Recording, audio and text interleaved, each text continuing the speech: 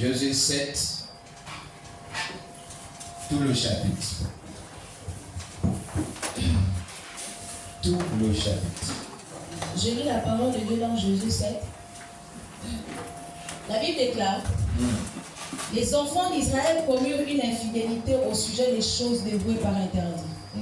Achan, fils de Cami, fils des Zabdi, fils des Zérach, de la tribu de Juda, prit des choses dévouées, et la colère de l'Éternel s'enflamma contre les enfants d'Israël.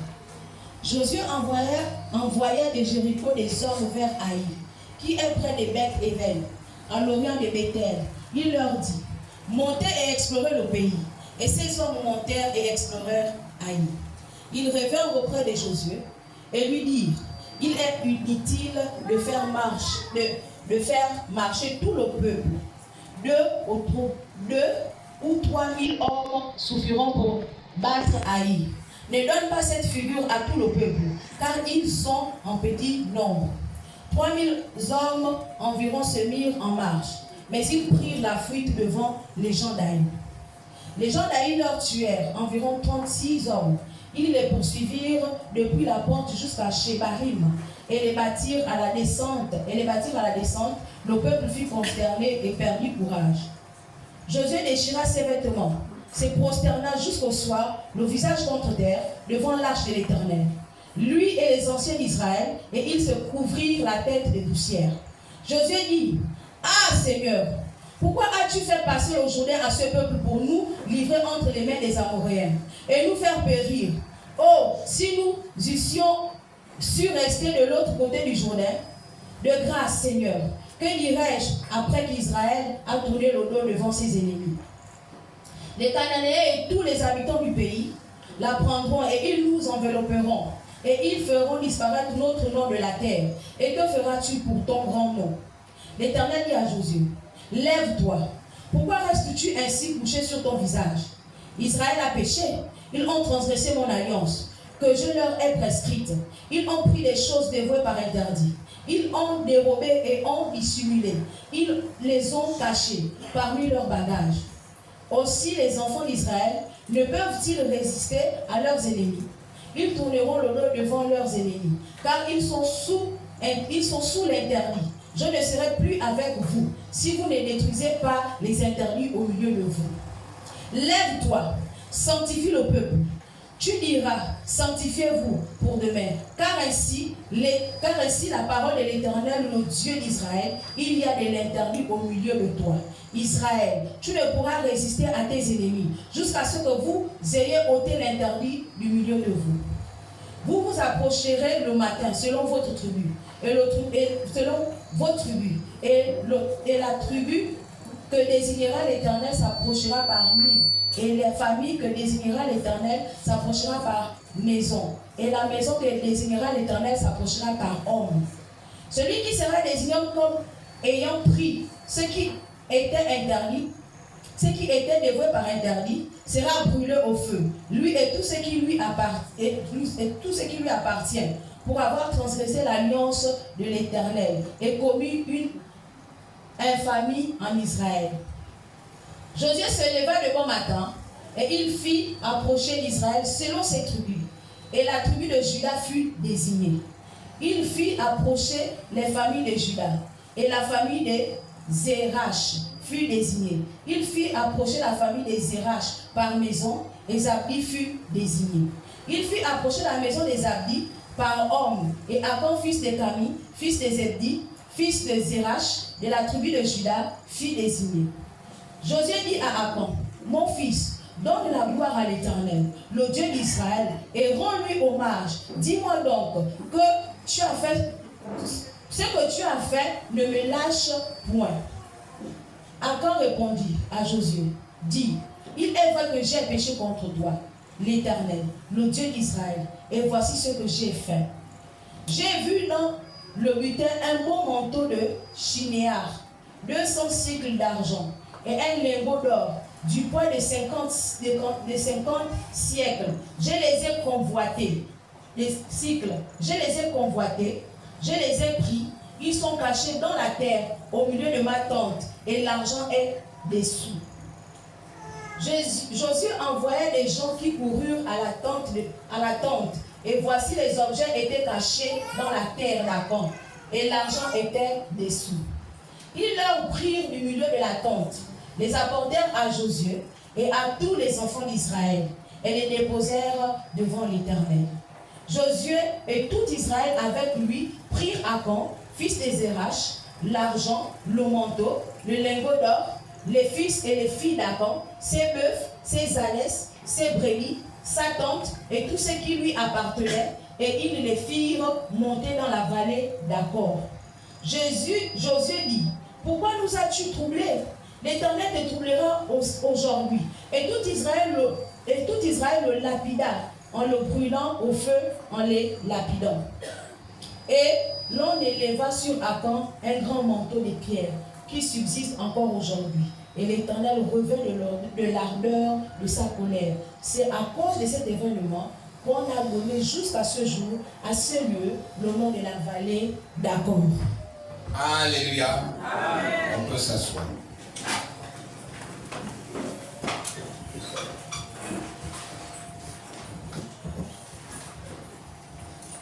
Josué 7, dans la chronologie de la Bible, c'est après Josué 6. Josué 6, pour ceux qui connaissent la Bible, c'est la destruction des murs de Jéricho.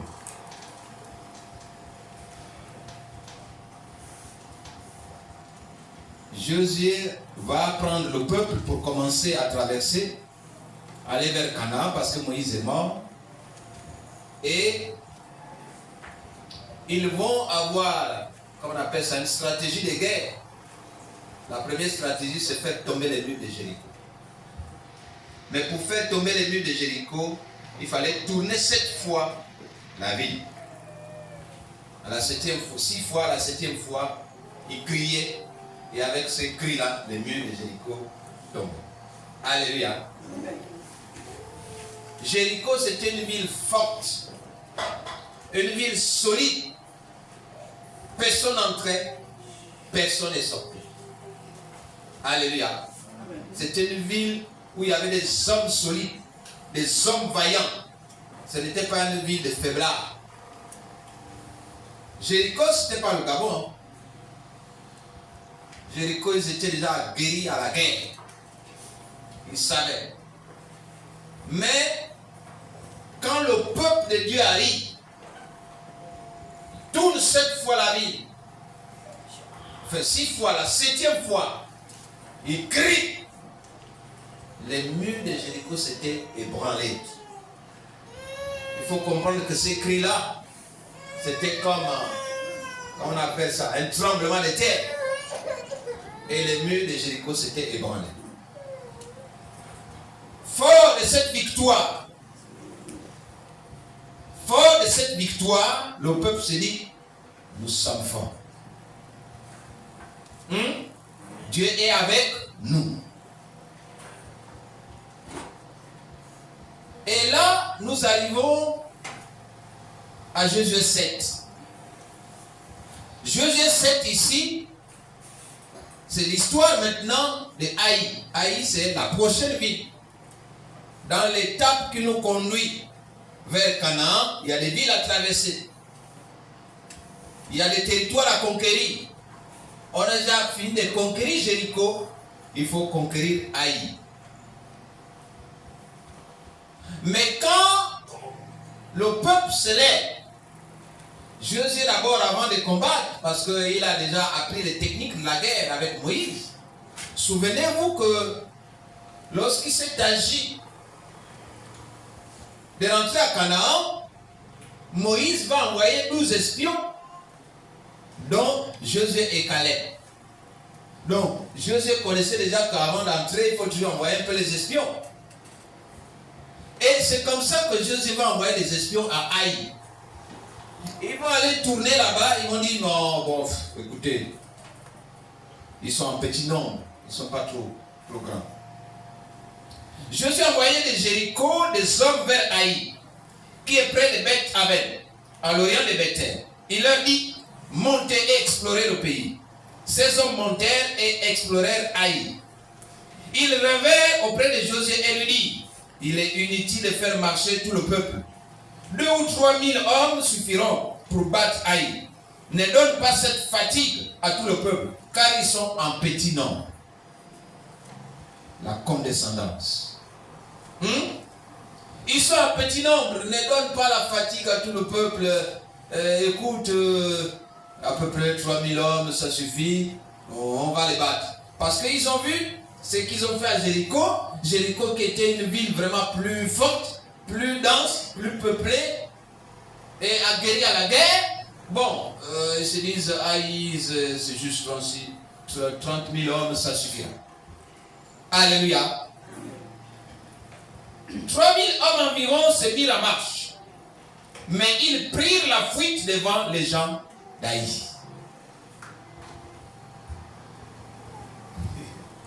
Le verset 7 dit, 3 000 hommes environ se mirent en marche, mais ils prirent la fuite devant les gens d'Haï. Les gens d'Haï leur tuèrent environ 36 hommes. Le peuple qu'ils ont négligé, le peuple qu'ils ont dit c'est un petit peuple, le peuple qu'ils ont dit non, ça c'est les Gabonais. Les Gabonais ne connaissent pas la guerre. Dès qu'ils entendent une détonation, tout le monde sous le lit. C'est ce peuple-là qui les fait fuir. C'est ce peuple-là qui les avait fait fuir. Bien aimé. Josué déchira ses vêtements et se prosterna jusqu'au soir, le visage contre terre, devant l'arche de l'Éternel, lui et les anciens d'Israël, et se couvrir la tête de poussière. En fait, il était dans le deuil. Il ne peut pas comprendre qu'il vient d'avoir une victoire sur Jéricho. Il va se faire battre et ses combattants fuient devant la petite ville de Haï. Josué dit, ah Seigneur éternel, pourquoi as-tu fait passer le Jourdain à ces peuples pour nous livrer entre les mains des Amoréens et nous faire périr?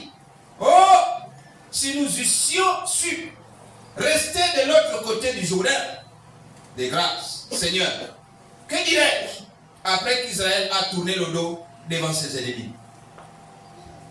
Israël tourne le dos devant ses ennemis. Les Cananéens et tous les habitants du pays la prendront. Ils nous envelopperont et ils feront disparaître notre nom de la terre. Et que feras-tu pour ton grand nom? Mais écoutez ce qui est important. L'Éternel dit à Josué, lève-toi. Pourquoi restes-tu ainsi couché sur ton visage? Israël a péché, ils ont transgressé mon alliance. Est-ce que quelqu'un entend ça?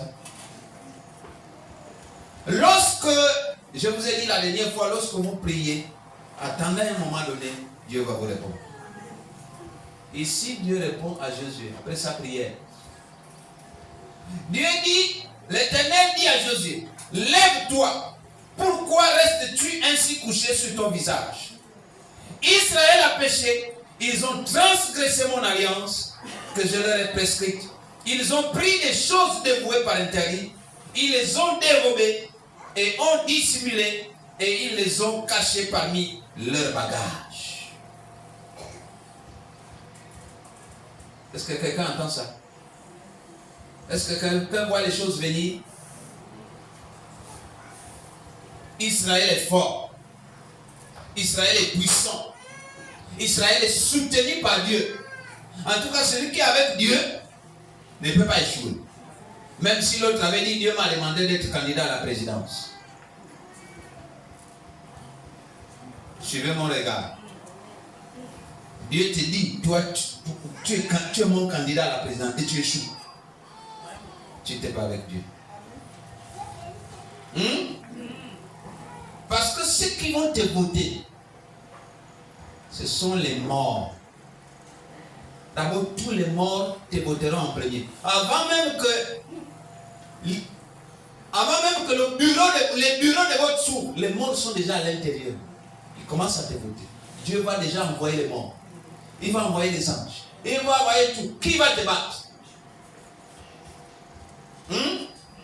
Personne ne peut te battre parce que c'est lui-même qui t'a envoyé. Il va utiliser. Même les cailloux vont te voter. La femme là avait dit. La femme là avait dit. Quand Dieu ordonne.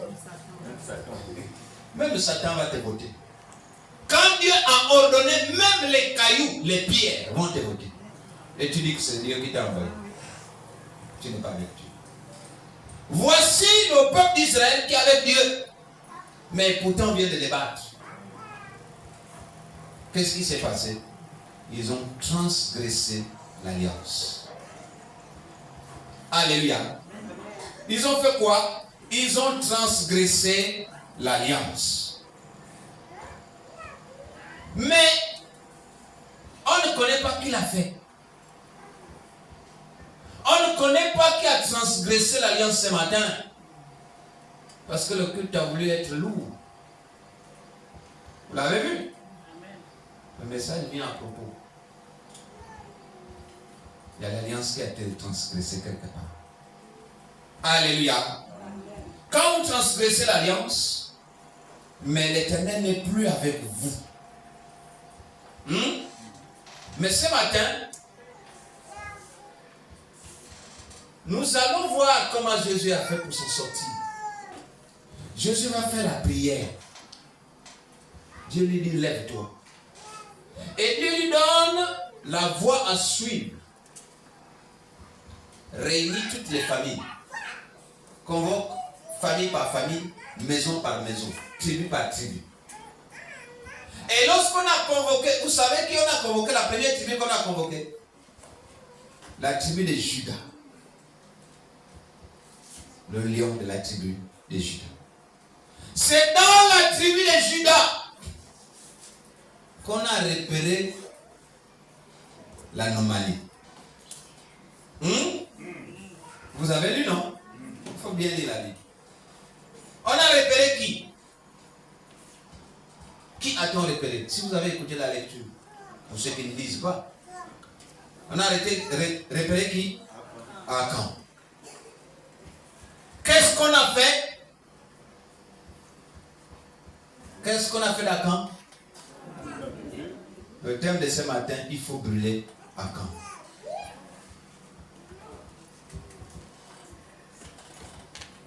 Il faut brûler Akan. Il faut le brûler. Dès qu'on a repéré Akan, il faut quoi? Il faut le brûler.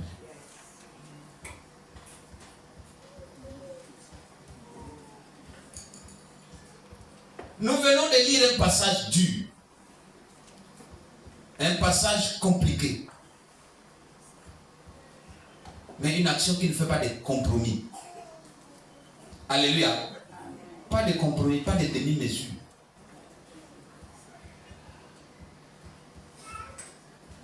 Mais lorsque vous prenez la Bible, lorsque souvent vous arrivez à ce passage-là, souvent beaucoup préfèrent le lire en silence. Beaucoup préfèrent lire ce passage-là en silence. C'est un passage dur, compliqué. Un homme, Akan est lapidé et brûlé. Il est lapidé, il est brûlé. Pour avoir fait quoi? Pour avoir pris les choses dévouées par interdit. Il a pris des choses dévouées par interdit. Et lorsque on fait la fouille, on cherche, on tombe sur lui, lui-même, ses femmes, ses enfants, ses bœufs, ses moutons, tout brûlé. Alléluia. Et là, je profite à revenir sur une parenthèse. J'avais déjà dit ça ici. Lorsqu'on ne veut pas que ton nom, que même ton esprit est encore sur cette terre, tu passes par incinération. Tu es brûlé. C'est pour tout faire disparaître. La cendre, on la jette dans l'eau.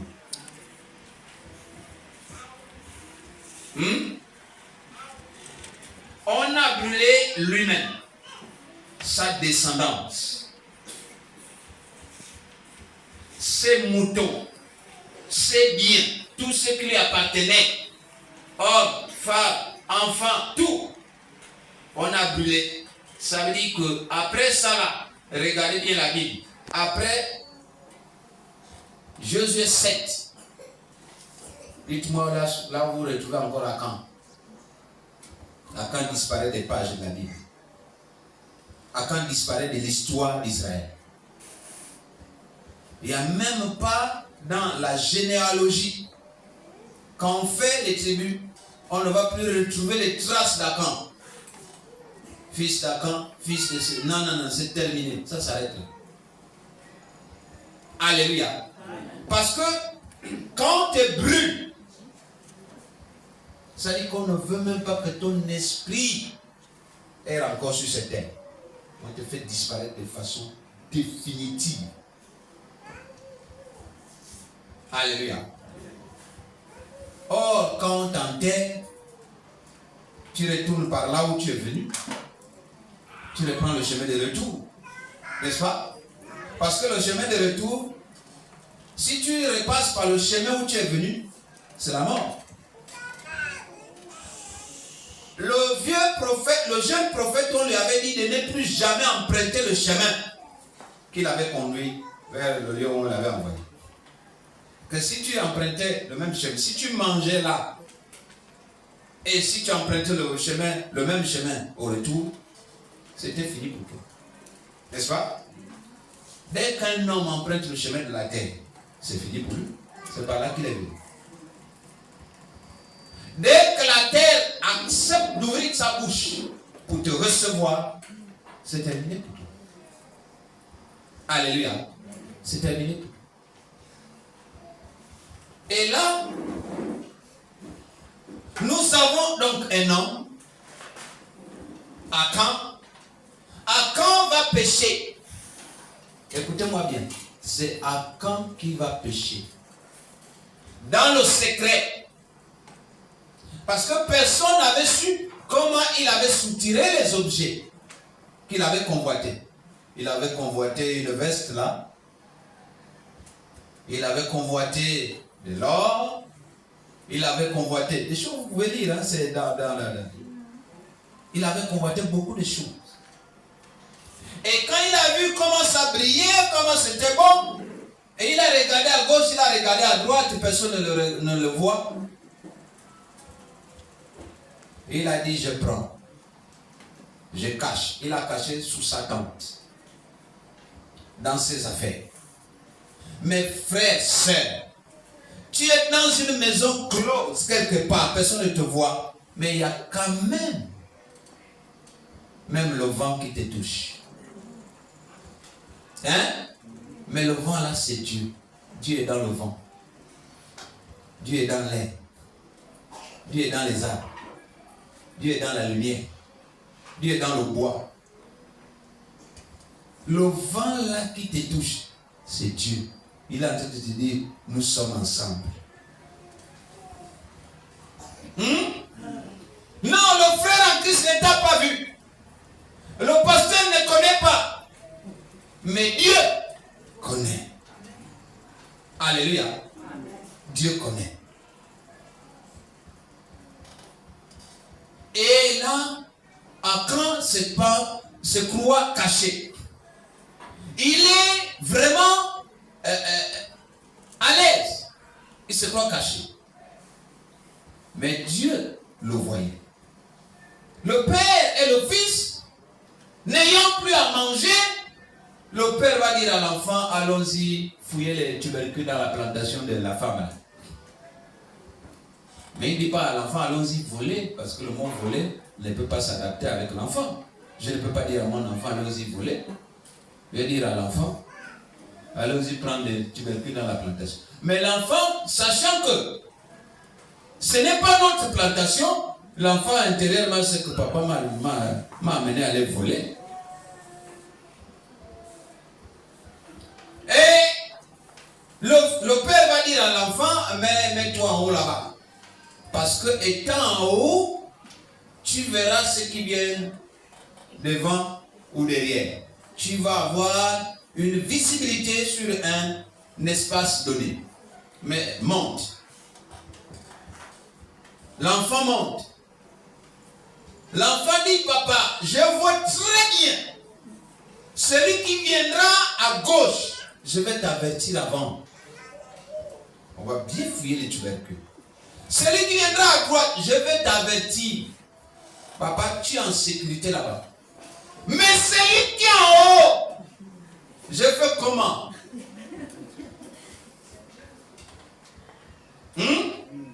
Donc, pendant que tu fais les choses dans le noir, dans le secret, celui qui est en haut, il te voit. D'abord, il n'est pas en haut. Il est avec toi. Dieu est avec nous ici. Il te voit. Là-bas, je vais voir les gens qui viennent. Peut-être ce sont les propriétaires de la plantation. Là-bas, je vais voir les gens qui viennent. Peut-être ce sont les voisins du propriétaire. Ils vont nous trahir. Mais celui qui est en haut, je fais comment? Je ne le vois même pas venir. Mais il est déjà là. Alléluia. Amen. À cause d'un acte qu'il a commis en secret, Akan a apporté la défaite pour tout un peuple. Alléluia. Mais, bien aimé, Dieu n'a pas dit à Josué, Josué, nous sommes au verset, je crois, 7. Verset 7. Quand Dieu répond, quand il dit lève-toi, il dit quoi? C'est le verset? Voilà, allons-y. Ah Seigneur éternel, pourquoi as-tu fait passer le Jourdain à ce peuple pour nous livrer entre les mains des Amoréens, nous faire périr? Continue. Oh, si nous eussions su rester de l'autre côté du Jourdain. De grâce, Seigneur, que dirais-je après qu'Israël a tourné le dos devant ses ennemis? Verset 9. Les Cananéens et tous les habitants du pays affronteront. Ils nous envelopperont et ils feront disparaître notre nom de la terre. Et que feras-tu pour ton grand nom? L'Éternel dit à Josué, lève-toi. Pourquoi restes-tu ainsi couché sur ton visage? Israël a péché. Ils ont transgressé mon alliance que je leur ai prescrite. Ils ont pris des choses dévouées par interdit. Ils les ont dérobées et ont On va c'est verset combien? Verset 10. Verset 10. L'Éternel dit à Josué, lève-toi, Israël a péché. Dieu ne savait pas celui qui avait péché. Est-ce qu'il connaissait? Oui. Mais il dit quoi? Il dit Israël a péché. Nous allons voir le premier point, qui est Akan et que représente-t-il aujourd'hui? Qui est Akan et que représente-t-il aujourd'hui? Bien-aimé, Akan est un homme du peuple de Dieu. Akan, c'est un juif. Il a traversé le Jourdain avec les autres. Il revient de l'Égypte avec les autres et il a traversé le Jourdain. Il a vu Jéricho tomber. Akan a vu Jéricho tomber au seul son de la trompette. Venez-moi ma trompette.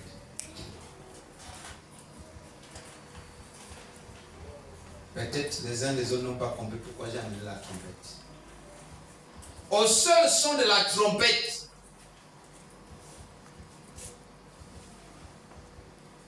Akan a vu comment Jéricho est tombé. Il a vécu lui-même. Il a vu la force de Dieu. Mais Akan, nous allons le découvrir. Il fait partie de ceux-là que Dieu a bénis. Akan n'est pas un maudit. Akan fait partie des gens que Dieu a bénis.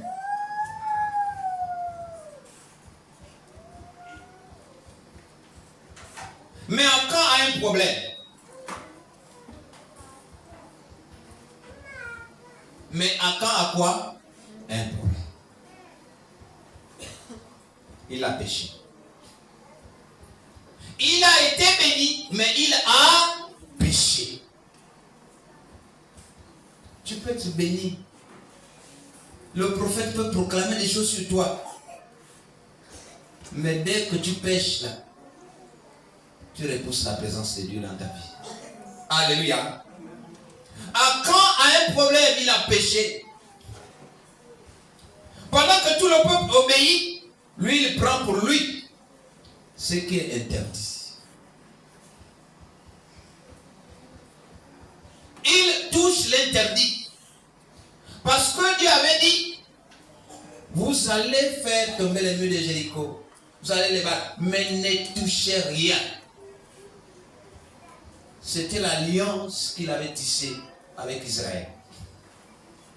Ne touchez rien. Mais Akan a convoité, par la convoitise, Akan a péché. Alléluia.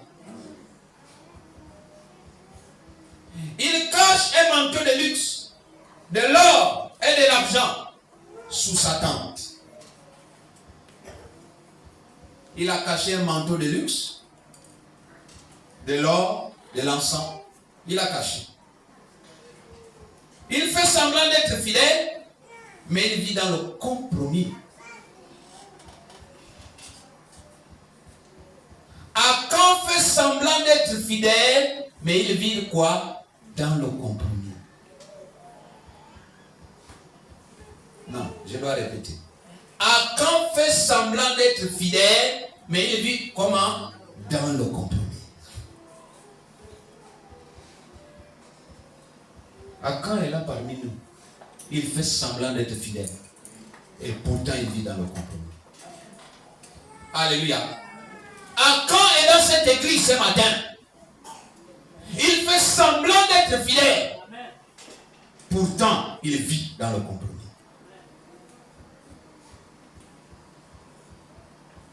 Alléluia. Il y a un péché que tu traites de péché mignon. Mais il deviendra vilain bientôt. Alléluia.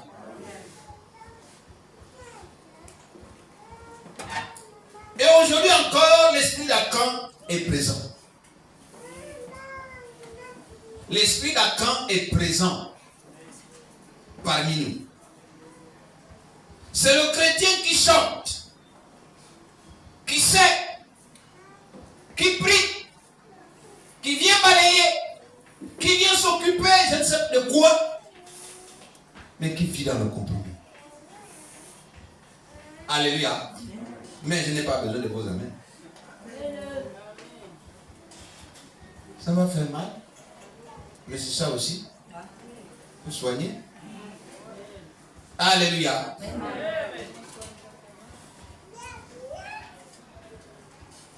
Akan, c'est le chrétien qui chante tous les jours. C'est le chrétien qui exhorte tous les matins. C'est celui qui vient le premier ouvrir. C'est celui qui vient nettoyer. C'est celui qui achète des choses pour l'église. Pourtant, il vit dans le compromis. Alléluia. Amen. C'est celui qui dit Amen.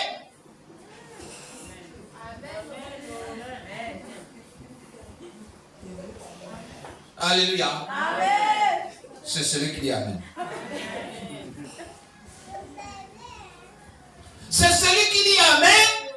Mais amen à l'extérieur et non à l'intérieur. Quand il dit amen, c'est à l'extérieur. Parfois il dit amen et il a compris. Le pasteur prêche, il a compris. Mais lui-même il refuse. Alléluia. Je vais quand même prêcher.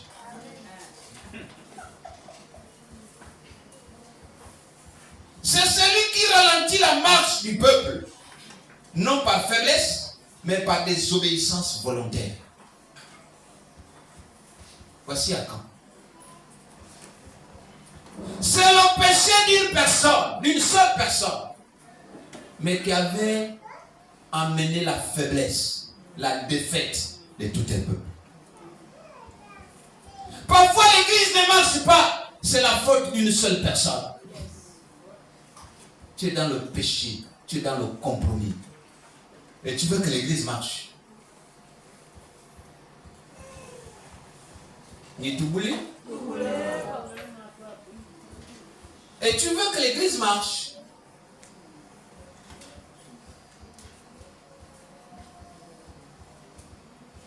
Il y a des choses dévouées par l'interdit.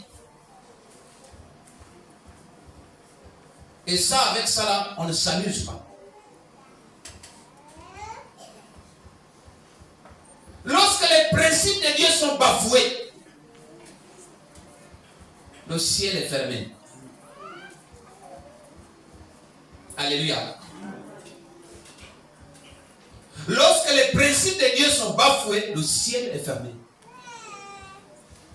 Le ciel ne peut pas s'ouvrir pour toi. Malheureusement, c'est tout le peuple qui en pâtit. Malheureusement, c'est toute l'église qui prend un coup.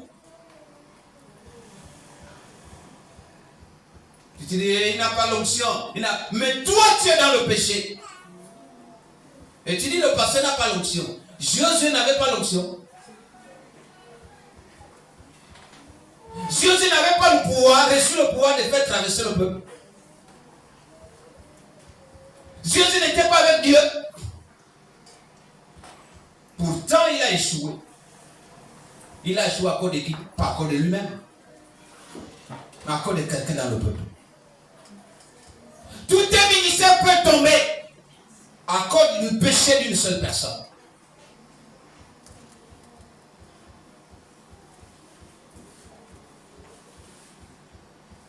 Tu es là dans les jeux. Tu penses que l'église c'est un jeu. L'église n'est pas un jeu. L'église c'est toute une vie. Où tu passes, où tu trépasses. C'est ça l'église. Où tu passes, où tu trépasses. L'église, ce n'est pas les jeux de dames. Ce n'est pas les jeux de poker. Aujourd'hui, ce n'est pas un de ça qui caresse. Hein. Vous êtes peut-être habitués, mais aujourd'hui, il y a des choses graves qui vont sortir. Je n'ai pas le choix. Alléluia. Frères et sœurs, posons-nous la question honnêtement. Posons-nous la question. Y a-t-il un accord dans notre tente? Y a-t-il un accord dans notre chambre?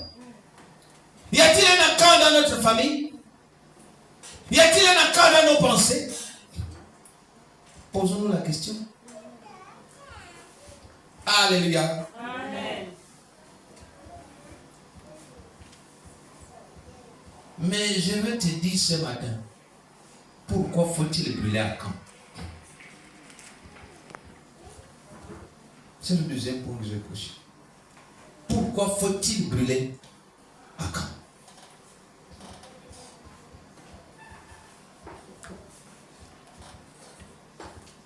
Lorsque le peuple d'Israël attaque Haï, 36 personnes, 36 hommes vont mourir. 36 vont mourir. Nous avons vu ça dans la Bible. Ils sont partis 3000, mais 36 hommes sont morts. Le reste était obligé de fuir, de battre en retraite.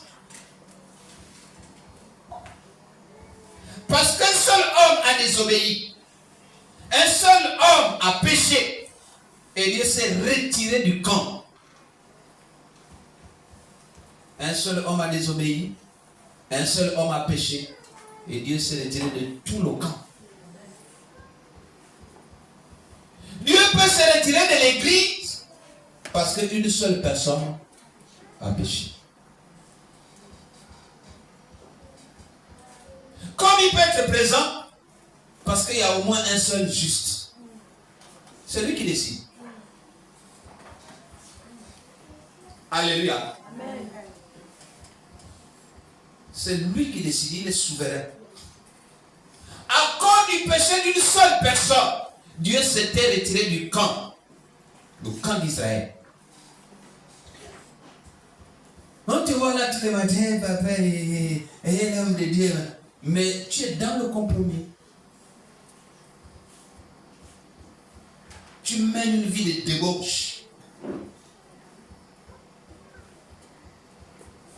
Tu mènes une vie compliquée.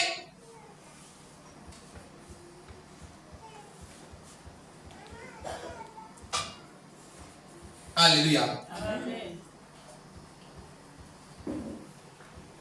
Le péché d'un homme peut affecter tout un peuple. Le péché d'un homme peut affecter tout un peuple. Ce n'est pas parce que c'est caché aux yeux des hommes que c'est invisible aux yeux de Dieu. Ce n'est pas parce que les hommes ne t'ont pas vu. Ce n'est pas parce que le pasteur ne t'a pas vu. Ce n'est pas parce que la sœur en Christ ou le frère en Christ ne t'a pas vu que Dieu ne voit pas. Lorsque Rachel avait pris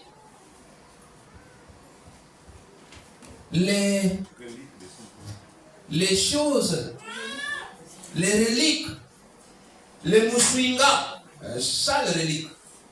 En bon français, on appelle ça le moussuinga. Le moussuinga de son père, lorsque Rachel avait pris cela, personne ne l'avait vu prendre. Ils ont marché avec. Ils se sont éloignés. Ils sont partis dans des contrées lointaines.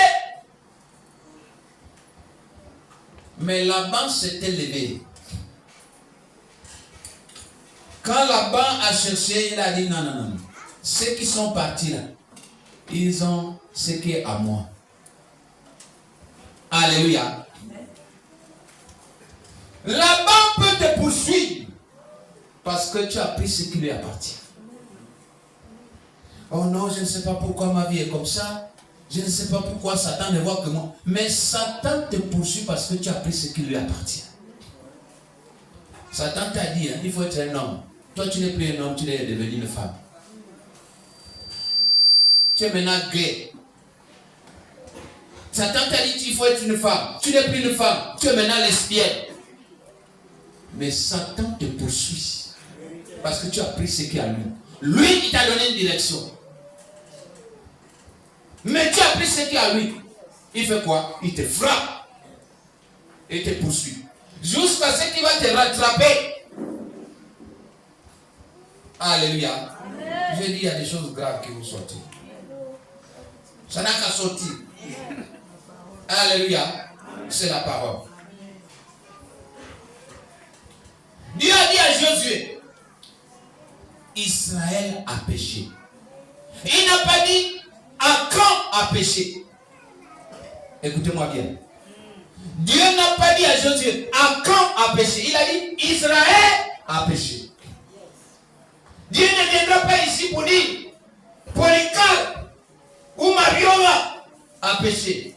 Il viendra dire ici l'Église a péché. C'est pour ça que chacun de nous devait veiller sur l'autre.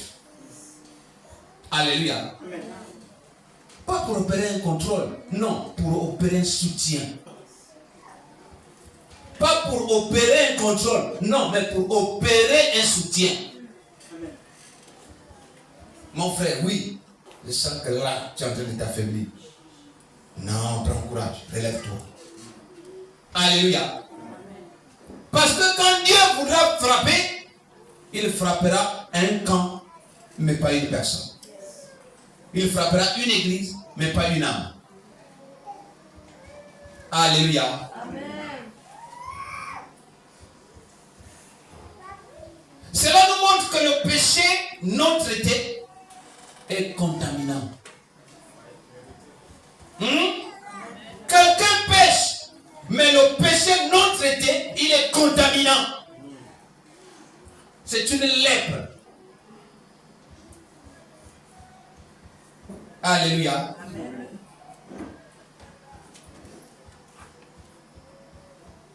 Le compromis toléré dans une vie personnelle peut bloquer un réveil communautaire.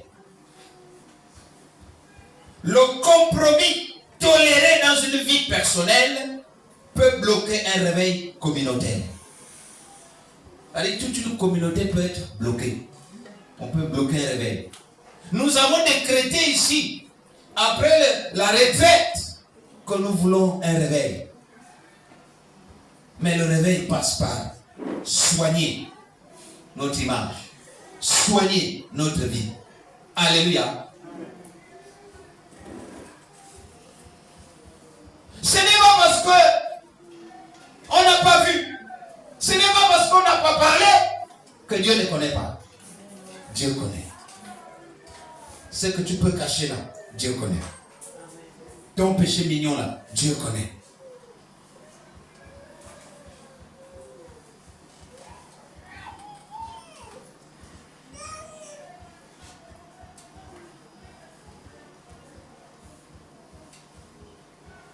La désobéissance des membres peut amener la défaite de tous. La désobéissance d'un seul peut amener la défaite de tous. Alléluia. Voilà pourquoi ce matin Dieu a dit, pas de compromis, il faut brûler à camp. Il n'y a pas de compromis. Il n'y a pas à dire non, il faut brûler à camp. Parce que la défaite d'un seul peut conduire, plutôt le péché d'un seul peut conduire à la défaite de tout le monde.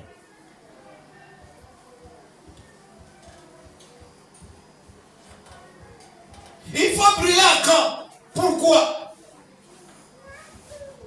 Pas pour se venger, mais pour purifier. On ne brûle pas à camp pour se venger. On brûle à camp pour purifier. Pour assainir. Pour sanctifier. C'est pour cette raison qu'on doit brûler à camp. Alléluia.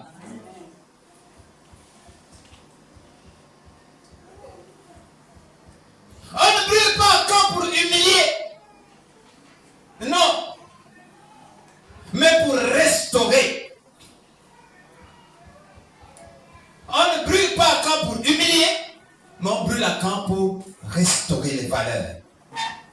Les valeurs de Dieu qui ont été bafouées. Pour restaurer l'alliance qui a été rompue. Il faut alors brûler à camp.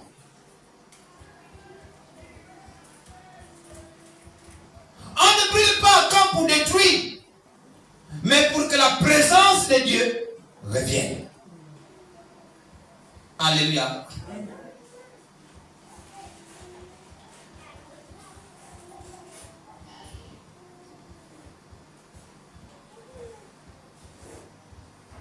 À quand ne sera pas brûlé pour qu'on ait détruit quelqu'un quelque part, pour dire on va détruire sa famille, on va détruire sa maison. Non.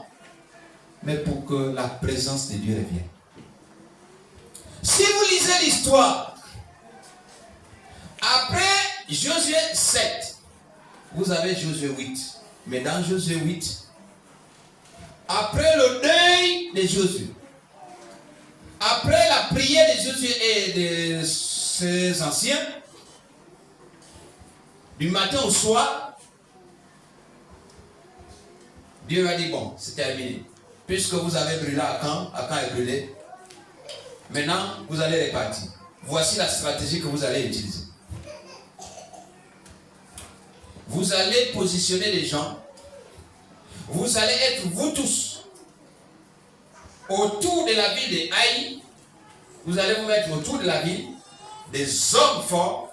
Vous allez envoyer quelques personnes dans Haï pour aller provoquer. Et quand ces gens-là vont aller provoquer, c'est Dieu qui donne la stratégie. Quand les gens-là, là nous sommes dans Josué 8, quand les gens-là vont provoquer, les autres vont s'élever. Ils vont les poursuivre. Et vous qui avez provoqué, vous fuyez. Donc vous les attirez vers la sortie de la ville. Et quand ils les ont attirés vers la sortie de la ville, ils ont été pris en étau, ils étaient encerclés. Et donc, Israël les a battus là, a brûlé tout le village, toute la ville, et ils ont continué leur marche vers Canaan. Alléluia. Amen. Alléluia. Amen. Qu'est-ce qui s'est passé? Après avoir brûlé, après avoir détruit Akan, la présence de Dieu est revenue. Et la victoire sur Haï a été obtenue. Alléluia. Il faut brûler Akan. Pas pour détruire, disais-je, mais pour que la présence de Dieu revienne. Alléluia. Et la troisième partie que je vais te partager, comment brûler Akan. La première partie, j'ai dit qui est Akan. Deuxième partie, j'ai dit pourquoi brûler Akan. La troisième partie, comment brûler Akan.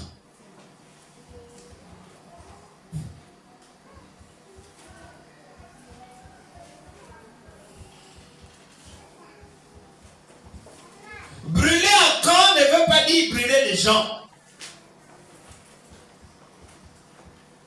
Il faut comprendre. Parce que la Bible parle toujours avec des images. C'est toujours avec des paraboles. Brûler Akan ne veut pas dire brûler des gens. Nous sommes dans la nouvelle alliance. Jésus a porté la condamnation. J'espère que tout le monde m'entend. Brûler Akan ne veut pas dire brûler les gens aujourd'hui. Nous sommes maintenant dans la nouvelle alliance. Jésus a été brûlé à la place d'Akan. Alléluia.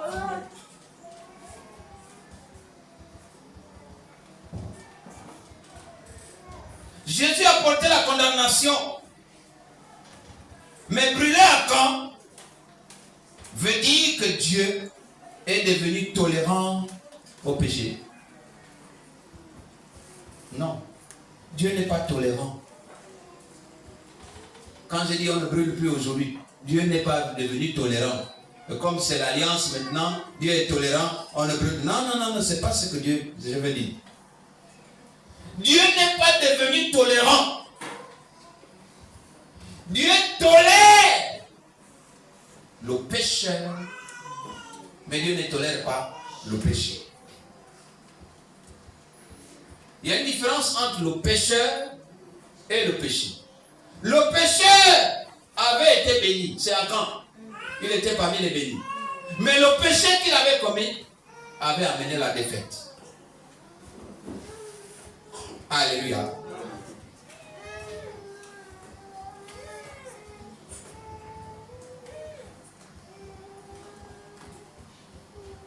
Dieu attend de nous la repentance.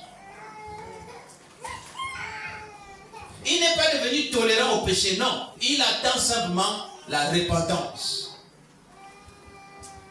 Nous ne sommes plus à la loi du talion, la loi de Moïse, œil pour œil, dent pour dent.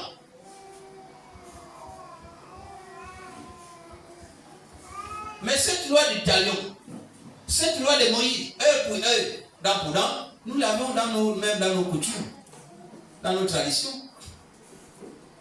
On a les mêmes choses, les mêmes lois.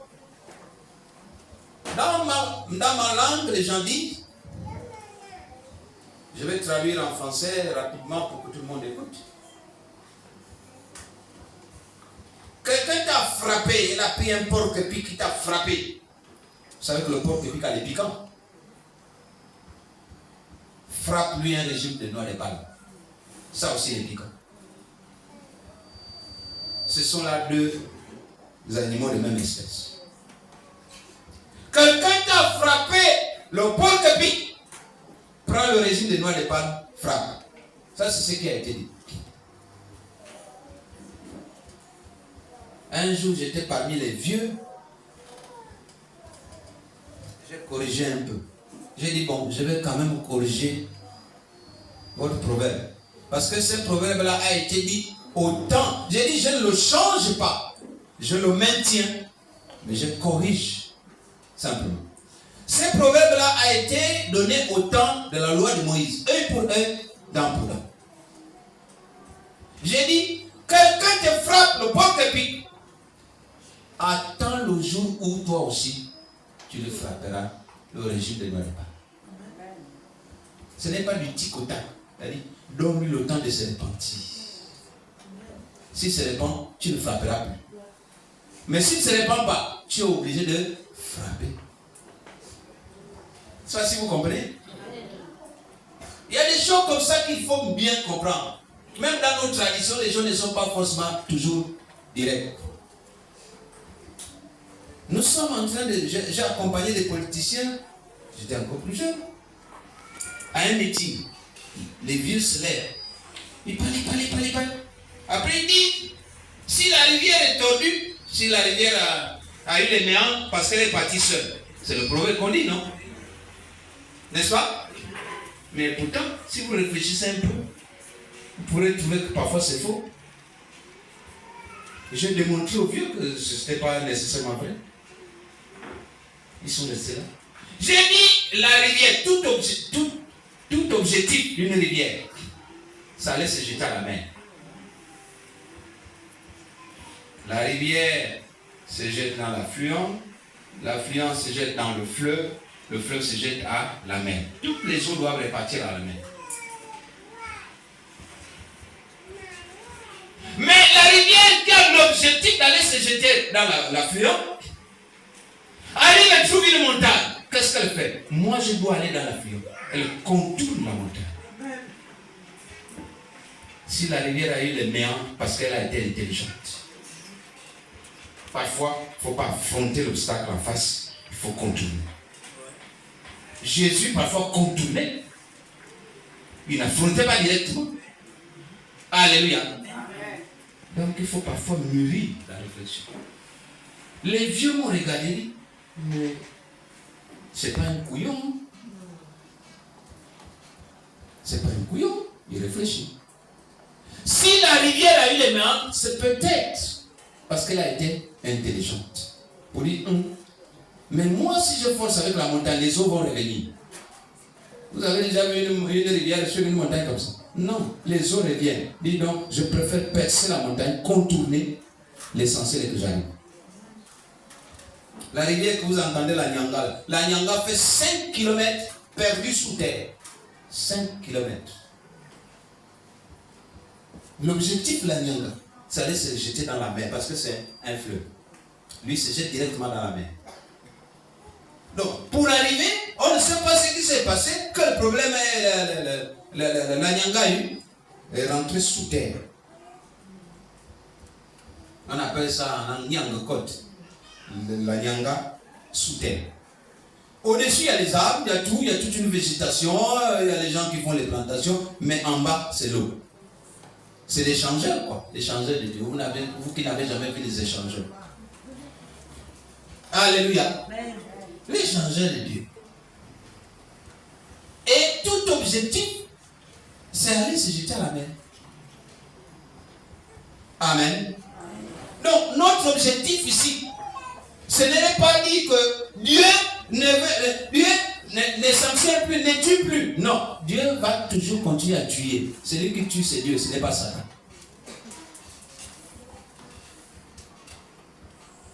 Qui peut nous montrer le cadavre de Satan? C'est Dieu qui tue. La Bible est claire. Si vous devez avoir peur de quelqu'un, ayez peur de celui qui peut ôter votre âme. Satan ne peut pas le faire. Satan va venir seulement faire oh.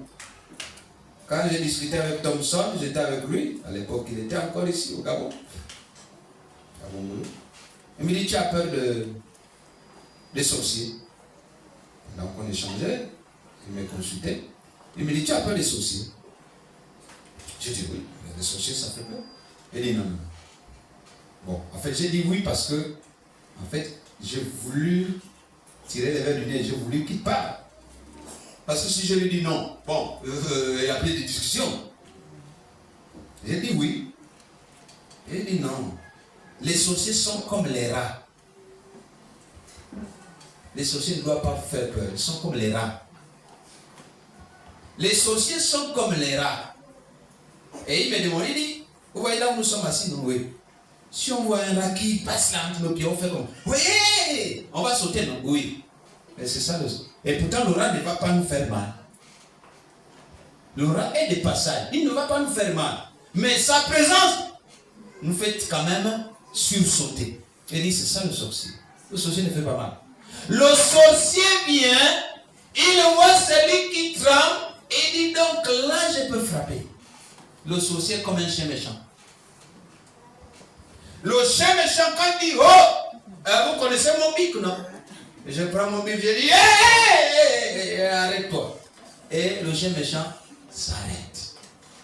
Mais quand le chien méchant commence à dire, toi tu dis, bon, vous êtes tous en paquet.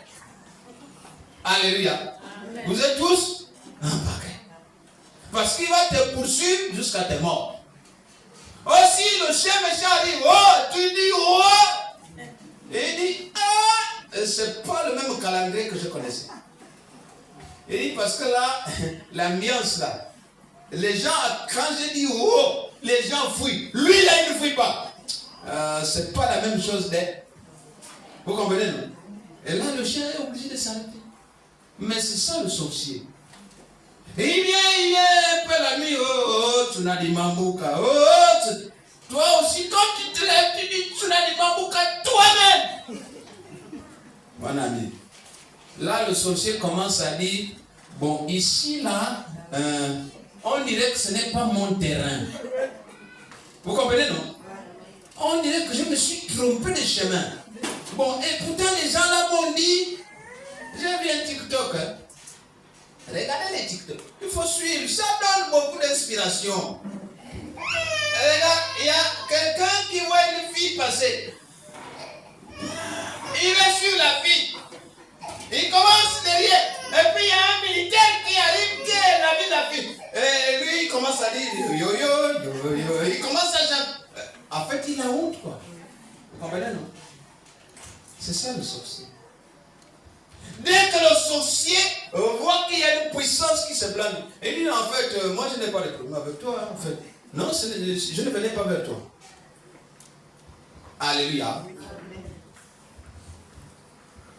On ne veut pas dire que Dieu n'est plus méchant, n'est plus dur, n'est plus fort. Il ne veut plus condamner le pécheur. Non, il condamne, mais il laisse d'abord le temps de la repentance. Alléluia. Il faut, je disais que comment brûler Akan, premièrement, il faut reconnaître Akan en nous. Parce qu'on ne peut pas le brûler si on ne le reconnaît pas. Premièrement, il faut reconnaître Akan en nous. Lisons Psaume 139, 23, 24. Psaume 139, 23, 24. Rapidement. Rapidement. Psaume 139, les versets 23 à 24. La Bible déclare. La Bible déclare. Sonde-moi, ô Dieu, et connais mon cœur. Éprouve-moi et connais mes pensées. Regarde si je suis sur une mauvaise voie et conduis-moi sur la voie de l'éternité. Sonde-moi, ô Dieu, et connais mes pensées. Regarde-moi si je suis sur une mauvaise voie. Ramène-moi si je suis à côté. Délivre-moi si je suis dans la fosse. Et conduis-moi vers la voie de l'éternité. Alléluia. Il faut d'abord reconnaître en nous à quand. Il faut accepter de regarder sous la tente, là où personne ne voit. Il faut d'abord accepter de regarder sous la tente, là où personne ne voit. Parce que comme toi, personne ne voit, toi aussi tu ne veux plus regarder. Non, va regarder là où personne ne voit. Toi-même tu vois, tu connais.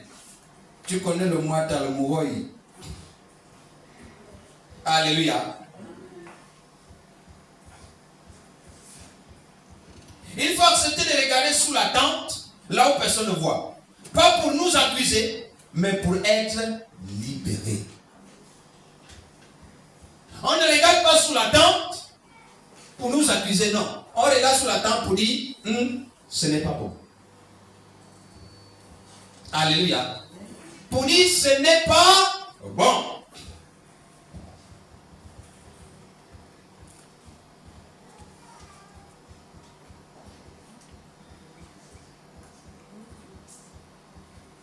Deuxièmement, confesser avec vérité. Premièrement, reconnaître à quand en nous. Deuxièmement, confesser avec vérité. 1 Jean 1, le verset 9. La Bible dit, si nous confessons nos péchés, il est juste et fidèle pour nous pardonner. 1 Jean 1, verset 9. Si nous confessons nos péchés, il est juste et fidèle pour nous pardonner. Confesser avec vérité, ce que tu caches te condamne. Ce que tu exposes à la lumière, Dieu le détruit. Ce que tu caches te condamne, mais ce que tu exposes à la lumière, Dieu le détruit. Parce que tu l'as exposé. Parce que tu l'as publié, Dieu est obligé de le détruire. Mais tant que tu le caches, mon ami, tant que tu le caches, il te condamne. Il va t'amener à la perdition. Alléluia. Mais dès que tu l'exposes, c'est-à-dire que le péché là ne se sent plus important parce qu'il est déjà exposé. Là, Dieu le détruit. Le feu du Saint-Esprit commence à l'endroit où tu ouvres ton cœur. Le feu du Saint-Esprit commence à l'endroit où tu ouvres ton cœur. Dès que tu as ouvert ton cœur, le feu du Saint-Esprit prend position pour commencer à brûler à quand. Alléluia.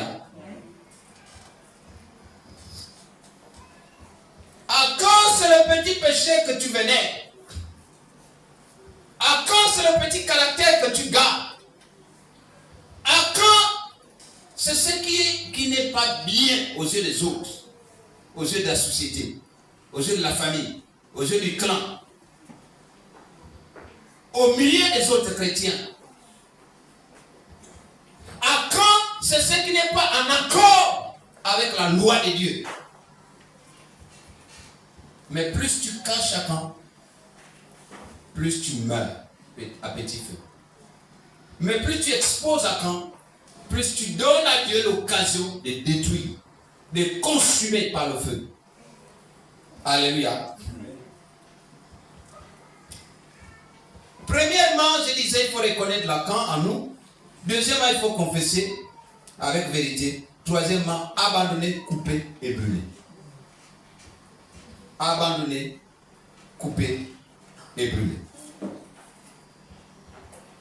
Abandonner, couper et brûler.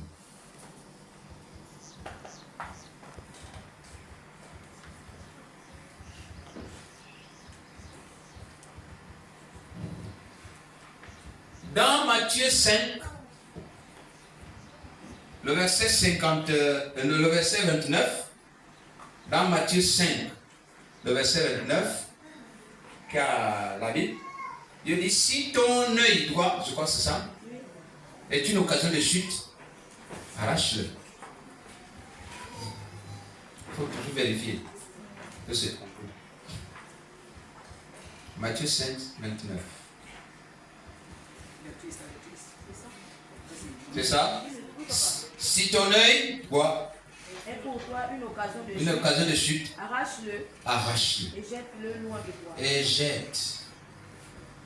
Alléluia. Cela veut dire ne tolère pas le compromis. C'est ce que ce verset veut dire. Ne tolère pas le compromis.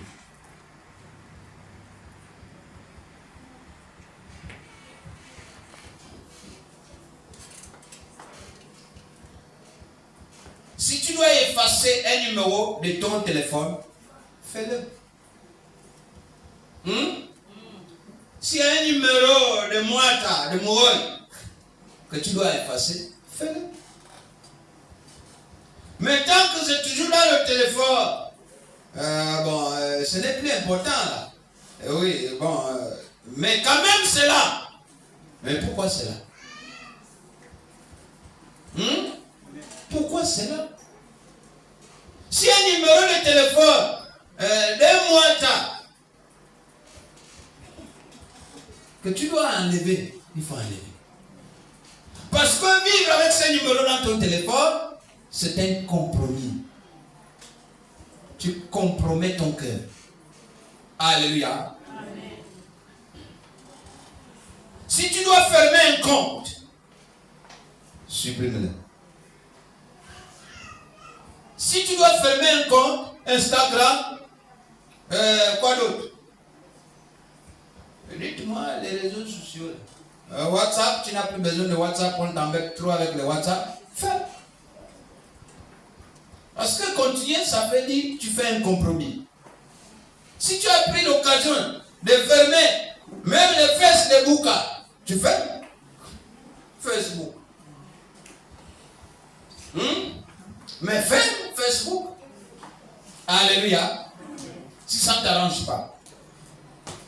Si tu dois confesser à ton conjoint, fais-le. Sinon, c'est un compromis. S'il y a quelque chose que tu veux confesser, fais-le. Non, tu vois, sinon, quand on était là-bas, j'avais caché l'argent là. J'avais fait ça. Alléluia. Fais-le. Si tu ne peux pas prier pour la victoire, tout en te protégeant, quand? Alors il faut le brûler. Parce que tu ne peux pas continuer à protéger à quand et en même temps prier pour la victoire. Est-ce que quelqu'un m'entend? Tu ne peux pas continuer à protéger à quand, mais tu veux quand même que Dieu te bénisse, quoi. Dieu ne fait pas... Non, Dieu c'est pas une science, je ne sais pas comment.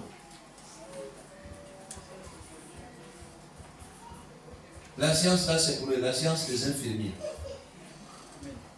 Dieu ne fait pas une science des infirmiers.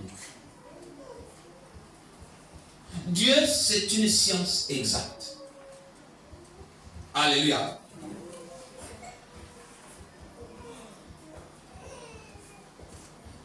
Le quatrième point, il faut rechercher la sainteté collective. Rechercher la sainteté collective.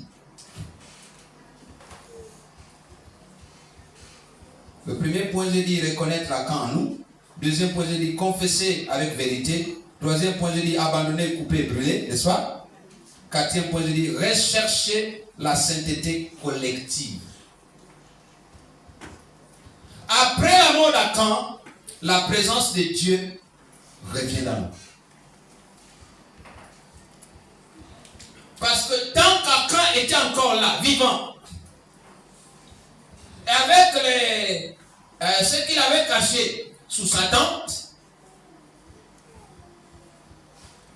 le péché était encore là, la défaite était toujours là. Alléluia. Le peuple remporte la victoire à Haï. La malédiction est levée lorsque Akan est brûlé. Lorsqu'Akan est brûlé, la malédiction est levée. Et tu peux remporter la victoire sur tes ennemis. Alléluia. lorsque Akan existe toujours, tu ne peux pas avoir la victoire. Mais j'ai dit, brûler Akan dans ta vie attire la gloire de Dieu. Brûler Akan dans ta vie attire la gloire de Dieu. Lorsqu'Akan est brûlé, la gloire de Dieu rentre dans le camp, rentre dans l'église, rentre dans la famille, rentre dans ta vie. Parce qu'Akan est brûlé. Mais lorsqu'on continue à caresser Akan, le péché se couche devant ta porte. Le matin, quand tu te lèves, tu l'habilles. Vous partez. Quand tu te balades là toute la journée, tu es un pécheur. Tu viens le soir, le péché reste à la porte. Tu te libères un peu. Tu vas dormir. Quand tu dors, tu es saint. Dès que tu te lèves encore le matin, le péché revient. Chaque fois que tu vas sortir de ta maison, le péché sera toujours là parce qu'il t'attend et se couche devant la porte. Mais une fois que tu as commencé à l'exposer, il va quitter ta porte. Il va chercher les autres portes. Alléluia. Il va chercher les portes ailleurs. C'est pour ça que la nuit, pendant que lui il est à la porte, toi tu fais ton jeûne, tu fais ta prière, tu pries là la nuit, 4h du matin tu es là, 5h du matin tu es là, 8h machin. Le péché dit, celui-là il commence à m'énerver. Je croyais que nous étions des amis, mais finalement, il commence à m'énerver, je pars même. D'ailleurs, pourquoi j'attends même encore? Qu'est-ce que j'ai gagné avec lui? Le péché dégage. Il fait ses bagages, il prend son avion, il est parti. Alléluia. Qu'est-ce qu'on peut dire pour conclure? Jésus a été brûlé à la place d'Akan. Il a été crucifié là. Pour que Akan n'existe plus. Alléluia. Il y a une chose que nous devons jamais oublier. Nous ne devons jamais oublier. Nous sommes tous des Akan. Est-ce que je suis venu accuser quelqu'un ce matin? Mais quand tu sors là, tu es touché, je sais. Il a parlé de moi. Donc il connaît mes problèmes. Je connais. Il n'y a pas un problème que je ne connais pas. Le jeu là, c'est qui? C'est la Bible. La parole de Dieu connaît. Il n'y a pas un problème que la parole de Dieu ne connaît pas. Et si je parle de la parole de Dieu, si je suis un instrument de Dieu, alors je connais. Nous sommes tous des Akans. Il n'y a pas un seul juste. Alléluia. Il n'y a pas un seul juste. Mais chacun a Akan à son degré. Tu connais ton degré. Nous avons tous désobéi. La Bible dit dans le livre de Romains quoi? Tous sont péchés et sont privés de la gloire de Dieu. Ça veut dire que nous sommes tous des Akans.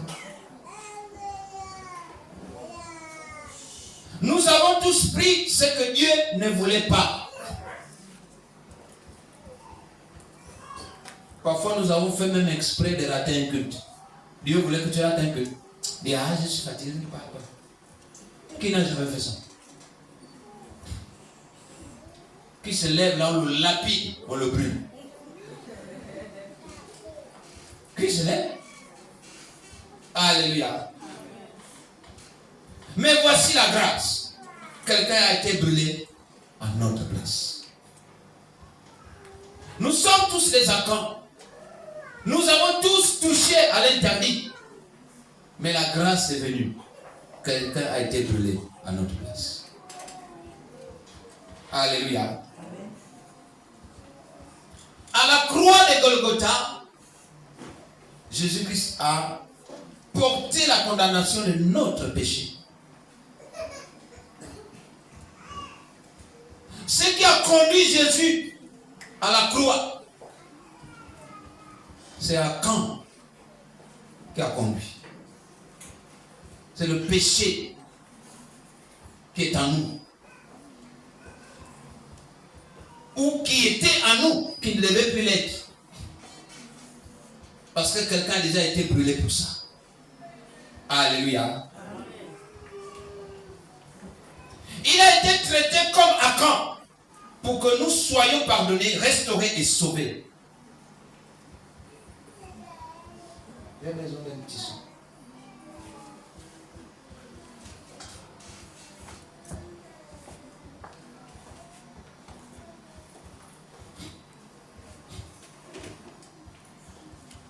Jésus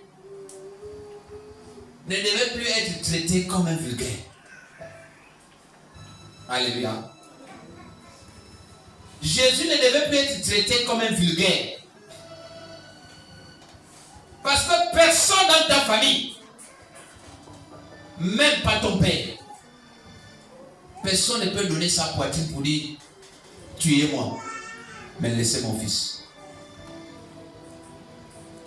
Il a déjà 20 ans, il a déjà 30 ans. C'est lui-même qui est parti voler, condamné-le. Vrai ou faux? Mais il y a quelqu'un qui est parti à la croix, qui a été brûlé. Pour que tu ne fasses plus ce que tu fais dans le noir. Tu crois qu'on ne te connaît pas. On connaît, c'est des choses qu'on connaît depuis des années. Peut-être que toi-même tu viens de découvrir. Alléluia. La grâce est venue par Jésus.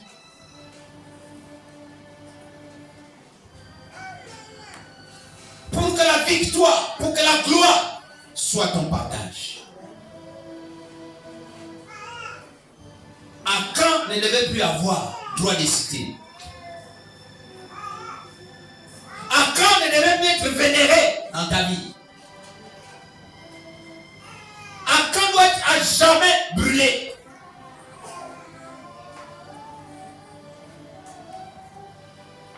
C'est toi qui décides.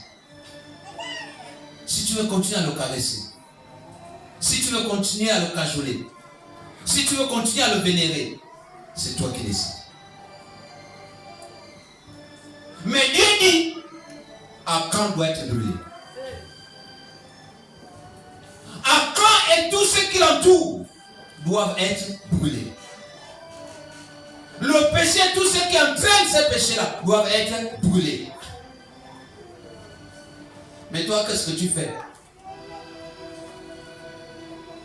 Tu es pécheur ou pécheresse et tu veux même entraîner tous les autres dedans, dans ton péché.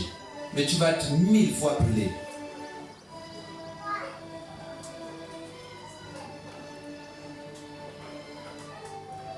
De la même façon qu'Élisée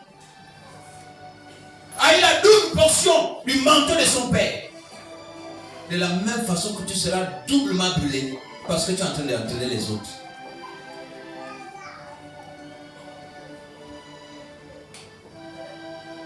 À partir de ton péché,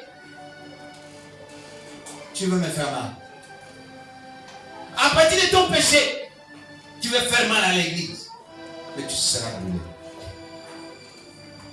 À partir de ton péché, tu veux faire mal à ta famille, mais tu seras brûlé. À partir de ton péché, tu veux enlever, annuler les chances que ta famille aurait pu avoir. Tu vas te brûler.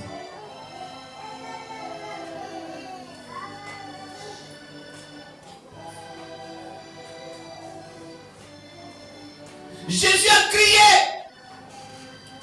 à cause d'Achan, mon Dieu, pourquoi tu m'as abandonné?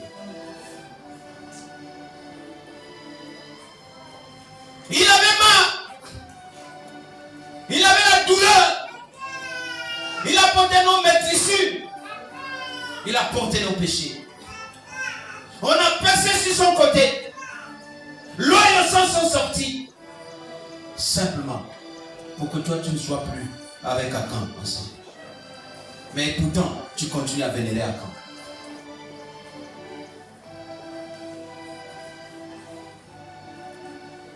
Aujourd'hui, tu n'as plus besoin de craindre le feu du jugement. Parce que le feu a déjà brûlé quelqu'un d'autre. Mais tu as besoin de te laisser brûler le péché qui t'empoisonne, qui empoisonne ton existence. Laisse ce péché-là brûler. Frères, sœurs, est-ce qu'il y a un Akan encore dans ta maison? Est-ce qu'il y a un Akan encore dans ton cœur? Est-ce qu'il y a un Akan encore dans tes pensées? C'est celui-là qu'on veut brûler. Y a-t-il encore un manteau? Y a-t-il encore un lingot d'or? Y a-t-il encore des choses dévouées par l'interdit que tu caches et qui t'empêchent d'évoluer et qui empêchent à l'église de décoller? S'il y a encore un Akan, c'est le moment de le brûler. Est-ce que tu es fatigué de prier sans voir la victoire? Frères, sœurs, est-ce que tu es fatigué de prier tous les jours? Il n'y a pas de victoire. Tu cherches un homme dans ta vie, il ne vient pas. Tu cherches la santé dans ta vie, elle ne vient pas. Tu cherches une femme dans ta vie, elle ne vient pas. Tu cherches la réussite, un travail, ça ne vient pas. Tu cherches une promotion, ça ne vient pas. Et pourtant tu pries tous les jours. Et pourtant tu donnes tes dîmes. Pourtant tu donnes tes offrandes. Et pourtant tu es assigné à l'église. Mais ça ne vient pas. Mais oui, il y a encore un camp qu'il faut brûler.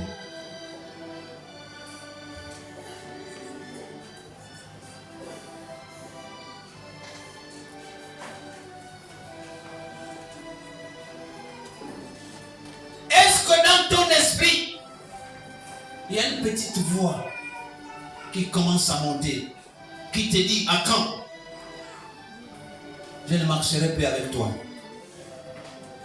À quand je ne veux plus faire équipe avec toi? À quand hors de ma vue? À quand arrière de moi Satan? Est-ce qu'il y a une voix comme ça qui monte? C'est le temps de te visiter. Visiter ton intérieur.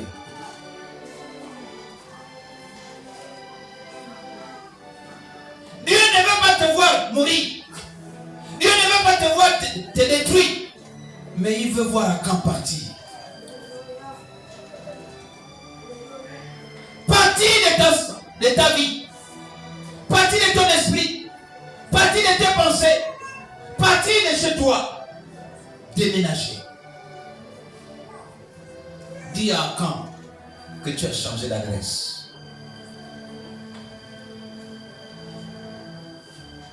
Brûle à quand ce matin et retrouve la joie de vivre. Brûle à quand ce matin et reçois la bénédiction de ta vie. Mais tant qu'Akan n'est pas brûlé, tu peux prier comme tu veux. Il n'y a pas de victoire. La victoire ne peut pas être de ton côté tant qu'Akan est encore vénéré. Akan peut être l'orgueil. Oui.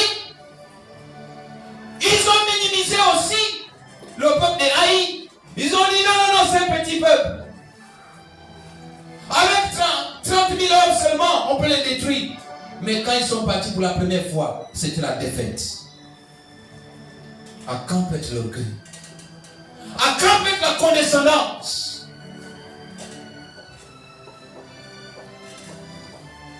Parce que c'est toi qui es arrivé. Parce que c'est toi qui connais. Parce que c'est toi que Dieu a choisi. Tu es le seul que Dieu a choisi. Les autres sont des satans. C'est peut-être Akan. J'ai connu quelqu'un, le plus saint de tous. Quand il marche même dans la rue, il ne peut pas toucher quelqu'un. Ici à Moula.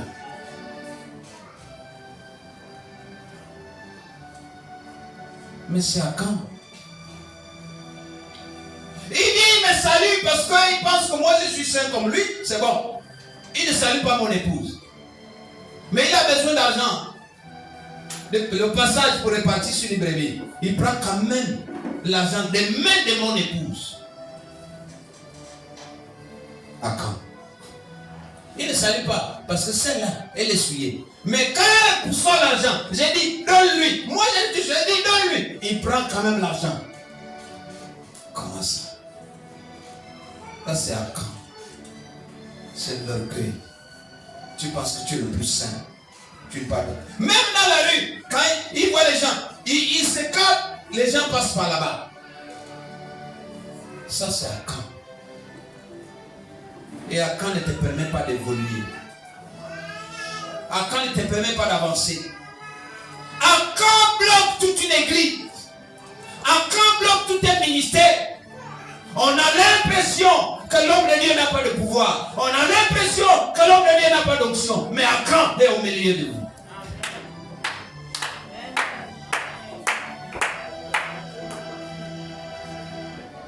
Vous cherchez que l'onction alors que vous êtes des sorciers.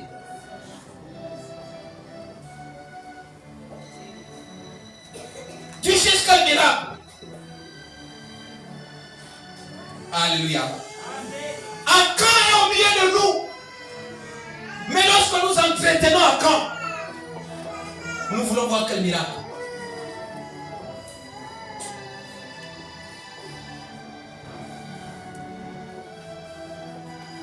Mon ami fidèle, oh, il s'appelle Jéhovah. Oh, mon ami fidèle, oh, il s'appelle Jésus. Oh, mon ami fidèle,